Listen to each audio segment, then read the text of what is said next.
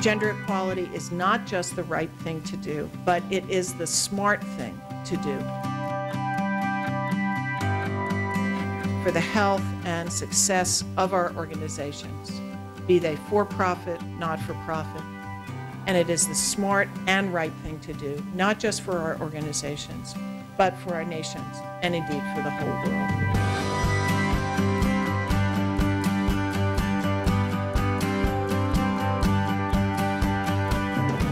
Seeing is believing. You need to see the change in order to believe in the change. To have women at the top of the management of the country organization is absolutely critical to ensure effectiveness and success.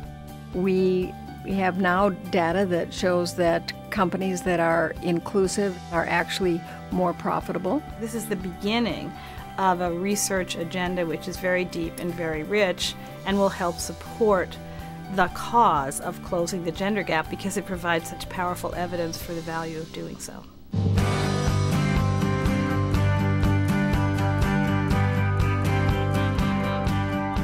I think people would be tremendously surprised to understand what the gender gap is. In fact, a group of MBA students were asked just the other day, how many women do they think are in the Fortune 500 CEO level positions? And it's 3% is the answer. And they said 20 to 25%. Women are almost as healthy and almost as educated as men, if not more in some countries, and yet you're not seeing that same participation in terms of the economy. You know, crisis is a terrible thing to waste. So for society to care more about these issues, there's never a better time than now. We've come through a horrendous global recession. The world is recovering at different rates, but wherever you exist in the world, you need and you know that this world has to operate differently going forward.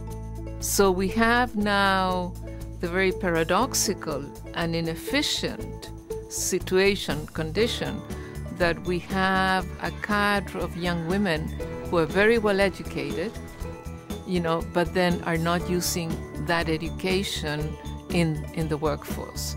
What we do here at the Women in Public Policy program is we focus on closing gaps. We identify and teach and train on what are the key interventions that work, whether it's in business, whether it's in law, whether it's in politics, or whether it's in civil society. It's not that people don't want to close gaps. It's that people don't always know how to close the gaps and think that it's a problem too big to solve.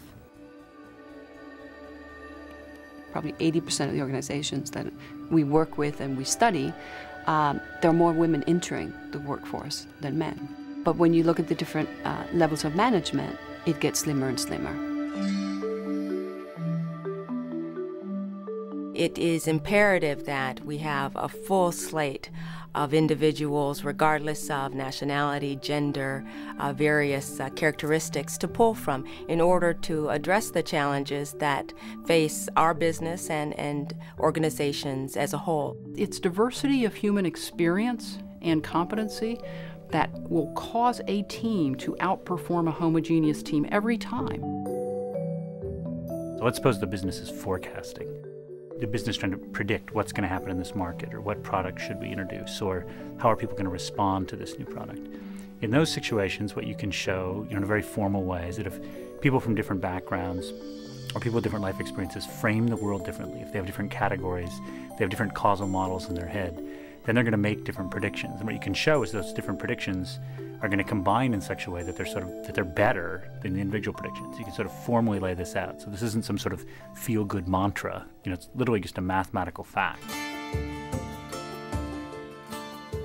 The evidence shows that empowered women in poor families have healthier children. That's the only way that you can break this link in the intergenerational transmission of poverty.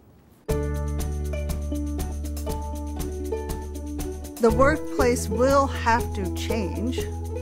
A lot of the systems and processes that were built and that we all live with today were built for a largely male worker in the industrial age. So it's not just that the talent today is changing and women are an increasing part of the talent pool, but it's also that the work itself has changed. So companies need to sort of figure out how those two things, which are sort of converging, how they're going to respond to those trends. We often have people thinking, well, I'm in the government sector, or I'm in the private sector, the corporate sector, or I'm in the civil society sector. All of these sectors turn out they have similar dynamics, and that we could actually, number one, learn from each of the sectors, and number two, they all have to be working on this problem at the same time.